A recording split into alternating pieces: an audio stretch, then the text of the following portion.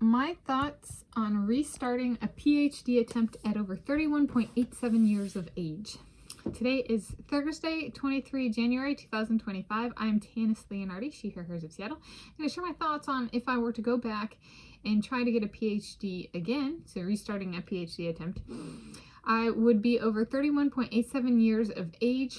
I'm over 31.87 years of age as of when this video was filmed on Thursday, 23 January 2025. My last attempt at a PhD in geophysics, I started in August 2015 when I was 22 years of age, age assessed at date of on-campus orientation day / moving into my office, and I left the institution, quit with no degree in October 2019 at over 26.00 years of age. I was there for over 4 consecutive years, and I do not have a degree to show for it. So I am not a doctor. I do not have a PhD. I do not have a master's degree. The highest degree I have attained is a bachelor's degree from the University of Hawaii at Manoa in Honolulu, Hawaii.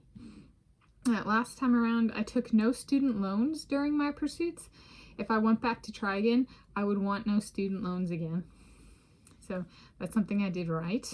I got a salary, I got a tuition waiver, like they covered my tuition, so that would be cool to have set up in that sense, like last time around. That's something I did right, even if I didn't graduate with my degree.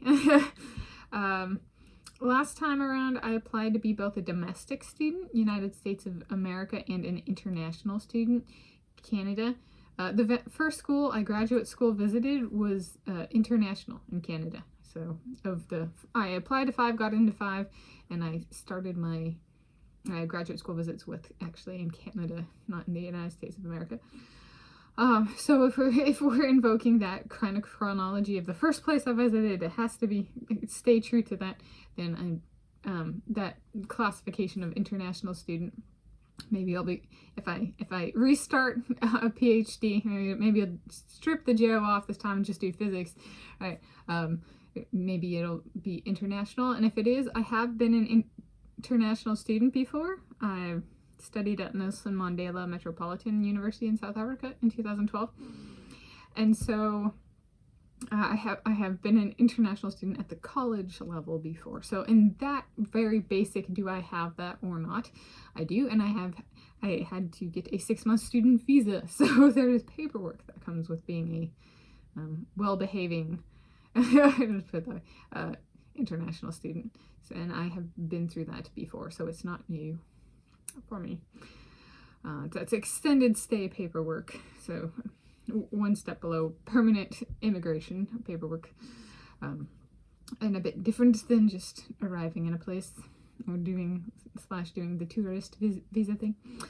Okay, so I ended up becoming a PhD candidate in geophysics less than 2 years in my last time around, before ultimately quitting with no degree over 4 consecutive years with one university. So I stayed with the same university, same employer for over 4 consecutive years.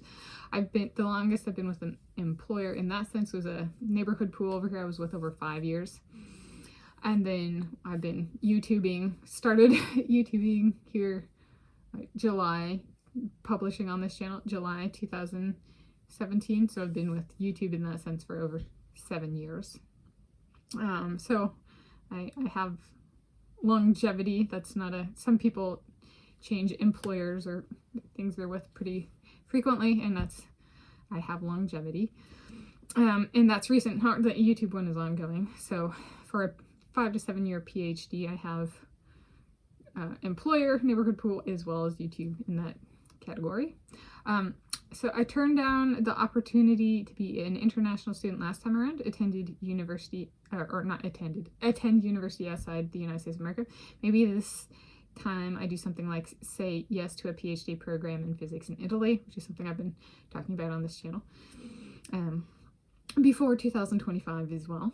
So then something that was talked about last time around, or is kind of something for me to think about, is, so let's say I say yes to that PhD program in physics in Italy. Do I do a master's degree en route? So like I'm making progress and I have enough material and results that I could write up both a master's thesis and a PhD dissertation. They're different. Thesis for a master's, PhD dissertation, and that's for the research path. Some schools don't require a thesis, like depending on what kind of a master's it is. But so think through for me. So then it'd be so if I had enough to do that, and it was an option, right, then I would be open to that, and that would be 2 degrees from the same one university if I also finish my PhD this time. So that would be a little bit different. Then I'd have 4 college degrees, an associate's, a bachelor's, a master's, and a PhD, and be 2 from, so it essentially, what that would do for that PhD university is it'd take it from, instead of being 1/3, 1 out of 3, approximately 33.33% of the places, like of the places where I've earned a degree, it'd take it up to 50%. So there we go. If an institution wants a monopoly over me, maybe they push for me to see if I can get stuff done. And be like, we would prefer if you could have a master's and a PhD if you have enough research, but you're signing on for the PhD. It'd be cool to have that upfront communicated, or upfront. Yeah. So there we go. So to think about, okay, I'm talking about going back, but what I wasn't successful last time. Has my time away helped me in the case I return? Like, would I be successful if I went back? Perhaps most so has my time away helped me in the case I return? Perhaps most in terms of confidence in 1, my ability to communicate, and 2, my ability to self-evaluate and self-assess my mentoring / supervisory merits / abilities. Breaking that down, 1.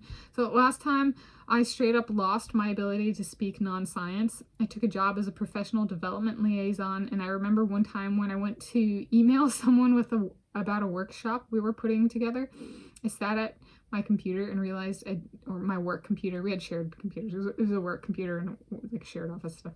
And I sat at the computer and realized I did not know how to do it. It was a slow restorative process.